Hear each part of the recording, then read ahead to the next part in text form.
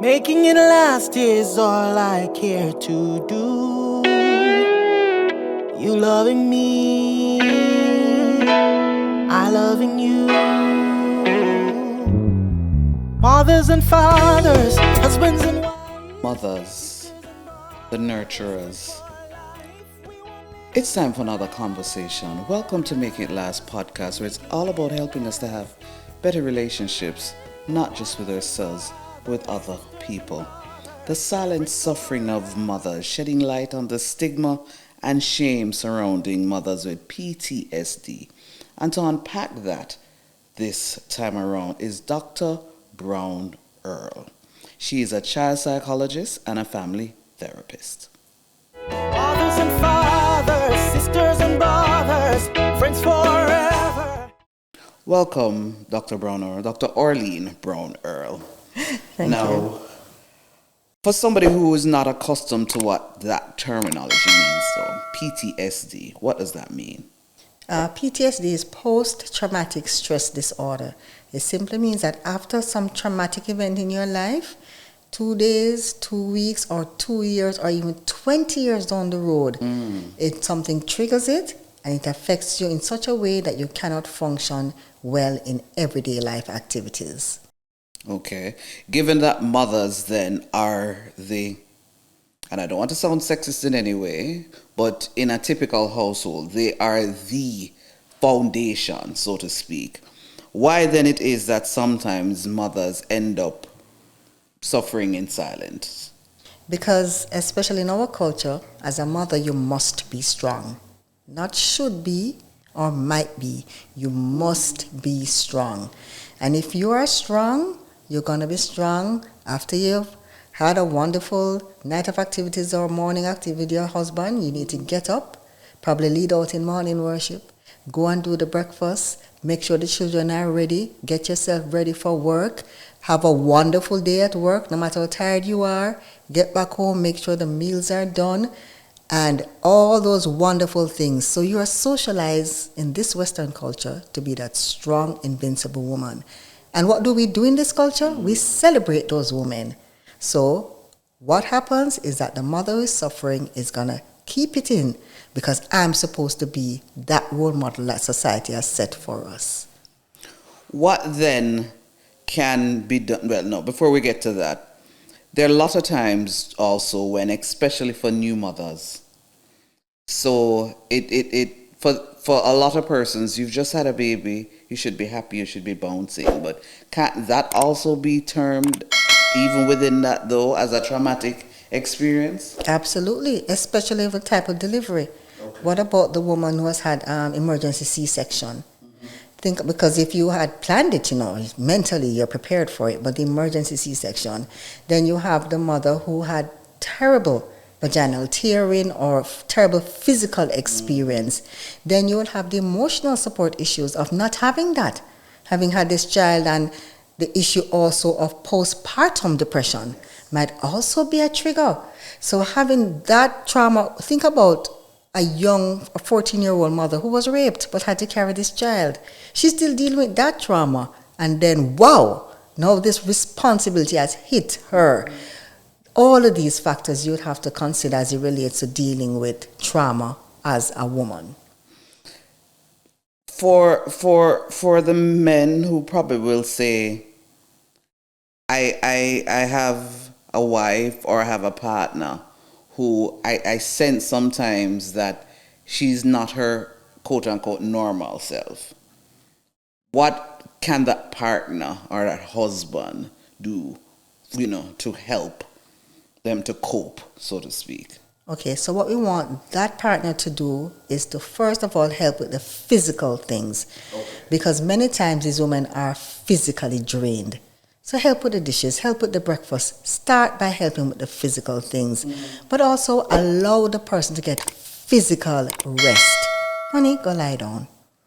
Okay, even if she lies down, I have to still wash the dishes, Just the fact that she lie down and you watch your children for half an hour can be the greatest thing that ever happened. But then you also want to find out how else you can help emotionally. So if you don't think you have the skill set to talk with your spouse, talk with your significant other. What you really want to do then is get them some help, get them some professional help. And think about it. It's better for you to invest that $5,000 for counseling or that $10,000, it might be 2 or 3 sessions or so, than to end up having somebody with what we call a nervous breakdown. So you want to do that. Then we also, as a spouse, look for the triggers. If every time the brother, the sister, the mother, whatever call, you realize that this new mother, this parent is getting antsy and vexed, help to manage and monitor the calls, but say so to her. I noticed that when your sister Orlean calls, you get a little irritated. You want me to answer the call for you when I see that come up? Little things like that, can mean a whole lot. Okay. I want you to backtrack for a little bit, because especially, and we're going to say in our Jamaican society, there are a lot of men who, for them, I'm the provider, that is my duty. You're then asking me to then assume a role that I'm not accustomed to. So, if you want to celebrate that 10th wedding anniversary, that 20th wedding anniversary, you need to make sure your wife is sane and also physically healthy. So look down the road and say, if I don't help now, what's going to happen? What's going to happen to these children? What's going to happen to my family? Those things are going to be very important. So man up and ignore your friends and social culture and do what you need to do to be the real man. Hi, I'm Orlean Brown-Earle, child psychologist and family therapist. And I'm here discussing with Noreen Daly today the wonderful topic, mothers and post-traumatic stress disorder. This is so important for all of us to learn and share. We're going to be taking a break with a word from our partners. We'll soon return. Making it last is all I care to do. You loving me, I loving you. Mothers and fathers, husbands and wives, sisters and brothers. Hello, my name is Nicky Mason, and I want to share with you my journey with Noreen Daly in my communication coaching sessions.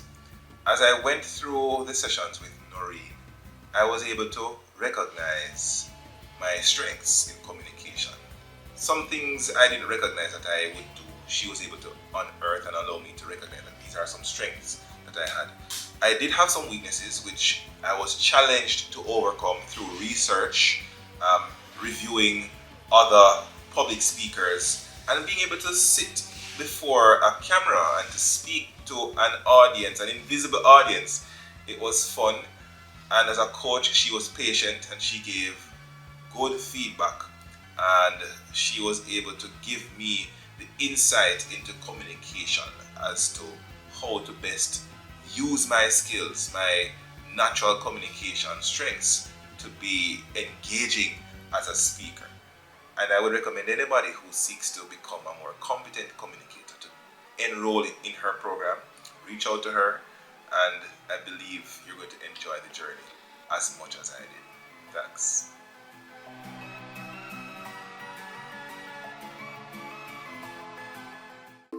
You can't live your best life without a healthy immune system. Boost your immune system the delicious way with Zappy's organic juices and punches.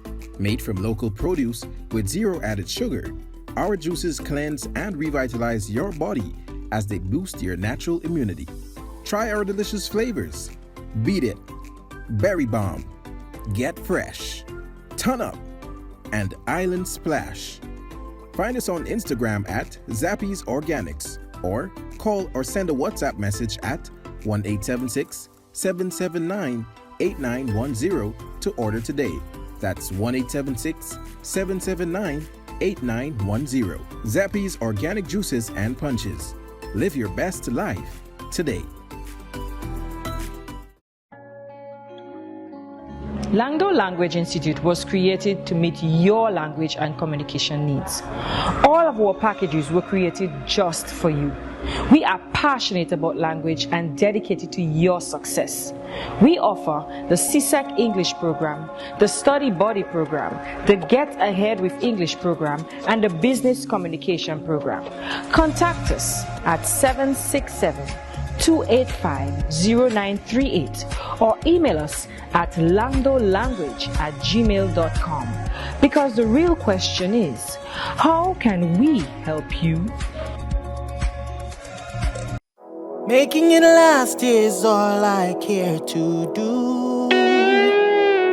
You loving me, I loving you. Mothers and fathers, husbands and wives.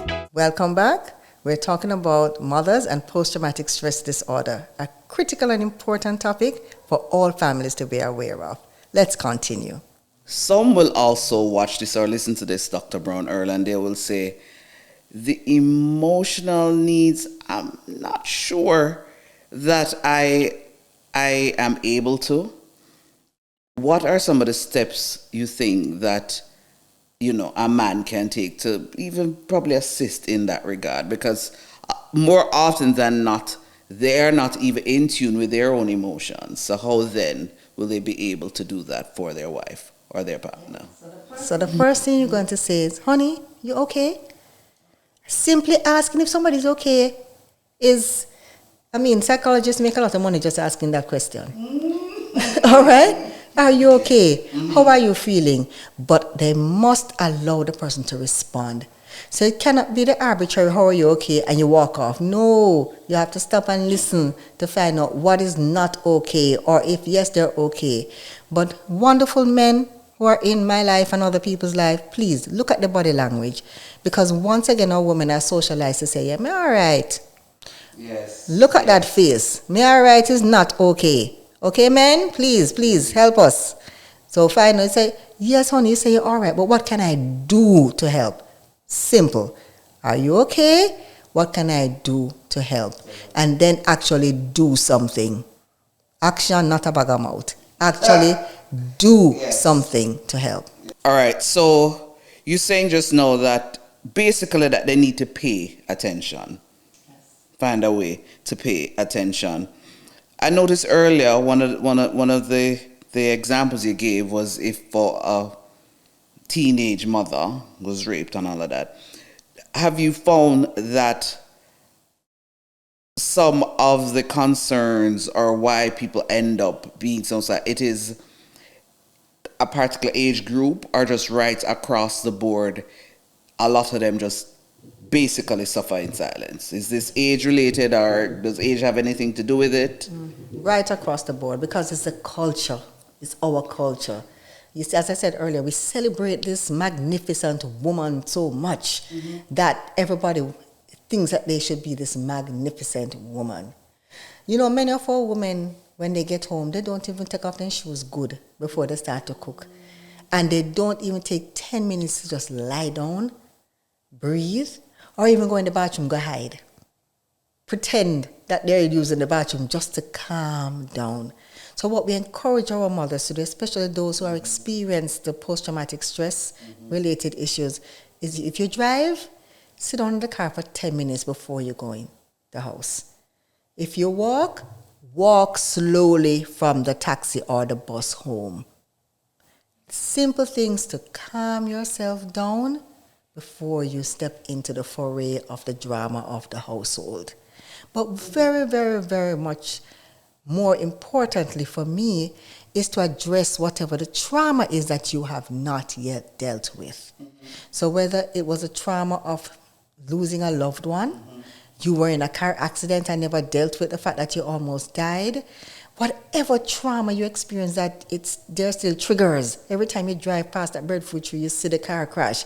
Every time you take a red taxi, you have to hold your breath till you reach where you're reaching. Whatever the triggers are, you need to deal with them, because unless you do that, it's going to impact your spouse, your relationship, your sexual relationship with your spouse, your relationship with your children, and issues at work. But Dr. Brown-Earle, so I recognize that these are my triggers. And the people around me say to me, recognize that these things happen to be my triggers. And after a period, whatever that period is, whether months or days or even years, they say to me, Noreen, it's time now. Why is it you're still allowing these things to trigger, these emotions? So that's when now you need a professional help, because you have to do the wonderful thing called unpacking. You have to dig deep now to say, what is it? Because it might be the breadfruit tree because of the car accident, but probably something else happened to the breadfruit tree when you were 13 that you never dealt with. So it's like a double whammy. Right? I remember a conference we went to, and they shared an experience of a lady who, every time she was a big shot, and every time she used to drive down the road to home, a particular type of bougainvillea triggered the thing. I said, what could, cause that? And when the mental health provider unpacked everything, it was from when she was a young teacher and she was molested at the bougainvillea plant. But she's still living at home even though she had progressed to a higher level of professionalism. And so she had pushed it all under, and then something happened with a bougainvillea, and it just triggered it. So that's why we have professionals. That's why we have medical doctors. That's why we have communication specialists. That's why we have people who give us information and guide us to learn more. And the therapist's role is similar. I said just now that if it is that within the environment and somebody says it's time, how do you as an individual, as a mother, recognize that, okay, I have tried, it is now time for me to seek professional help? Because you recognize now that everybody's saying, your daughter is saying, Mommy, you're shouting so. Mommy, you're so ball after everybody. When you go to work, somebody say, but Miss Prim, it's warm to you. The other day you're all right, and since September we realize you get a little Christmas break and you come back and you're still behaving like that. You're not meeting your work quotas, you're not doing things that work. And I'm talking about the easy things now, not even the complex things at work. Then, of course, many times what we see happening is that it affects the sexual relationships. So the husband is saying, what me do? And quote unquote, he might be a good guy, he's not doing anything wrong. But then all of this now presents itself as psychosomatic. So it's mental and now it's affecting you. Then you might have to go to the doctor every week, and guess what happens? Stomach problem will kill you. Not having dealt with the post-traumatic stress disorder issues and or the postpartum issues of possibly that the new mother might be experiencing. We know you're enjoying, but this is just part one of a two-part conversation. Join us next time. Making it last is all I care to do. You loving me, I loving you. Mothers and fathers, husbands and wives, sisters and brothers, friends for life. We